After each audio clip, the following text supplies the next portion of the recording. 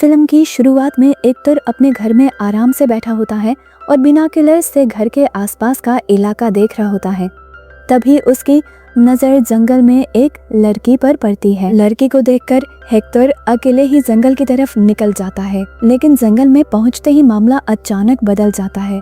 वहाँ उसे वही लड़की दिखाई देती है, लेकिन कुछ ही देर बाद हेक्टर पर रहस्यमयी आदमी हमला कर देता है, जिसका पूरा चेहरा पट्टियों से ढका हुआ होता है।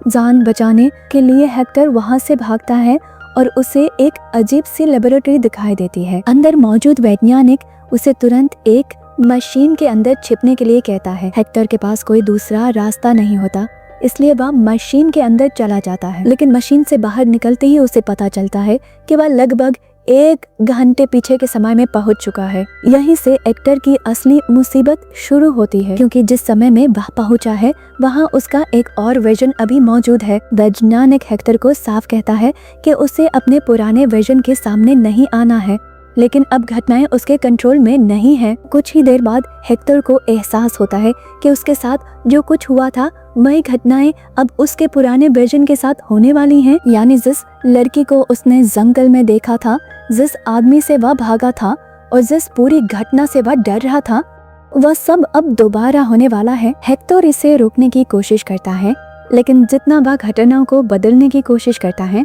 उतना ही वह खुद उन घटनाओं को दोहराता चला जाता है। और फिर उसे सबसे बड़ा सच पता चलता है, जिस पट्टियों वाले आदमी से वह शुरुआत में डरकर भाग रहा था, वह कोई दूसरा इंसान नहीं बल्कि खुद हेक्टर का ही एक वर्जन है।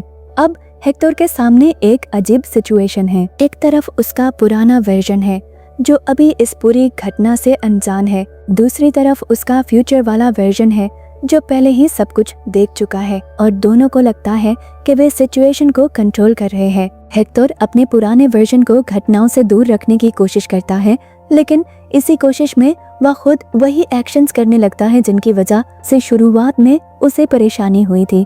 यानी कहानी में कोई अलग विलन है ही नहीं, लेकिन असल में दोनों वही कर रहे हैं जो इस पूरे टाइम लूप को पूरा करने के लिए जरूरी है।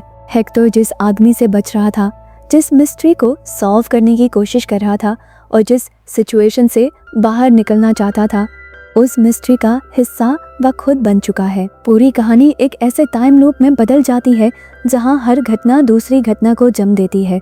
हेक्टर अतीत को बदलने के लिए पीछे गया था, लेकिन पीछे जाकर उसने वही अतीत बना दिया जिसकी वजह से वह फ्यूचर में टाइम मशीन तक पहुंचा था। और यही इस फिल्म का सबसे बड़ा ट्विस्ट है। शुरुआत में हमें लगता है कि हेक्टर एक इनोसेंट आदमी है जो अचानक एक खतरनाक सिचुएशन में फंस गया है, लेकिन आखिर तक आते आते पता चलता है कि इस पूरी घटना को पूरा करने में सबसे बड़ी भूमिका खुद हेक्टर की ही थी। उसने अतीत बदलने की कोशिश की, लेकिन हर कोशिश उसे उसी रास्ते पर वापस ले आई। आखिर में हेक्टर समझ जाता है कि इस लूप से बाहर निकलने का सबसे आसान तरीका घटनाओं को रोकना नहीं, बल्कि उन्हें उसी तरह होने देना है जैसे वे पहले हो चुकी है, और इसी तरह वह उस पूरी चेन को पूरा कर देता है जो कहानी की शुरुआत से चल रही थी।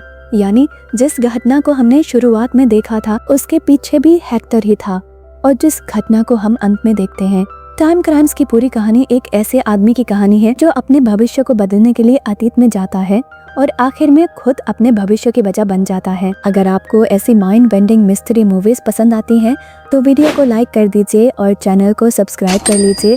ऐसी ही अंडररेटेड फिल्मों की कहानियाँ मैं आगे भी लेकर आती रहूंगी। Thank you for watching.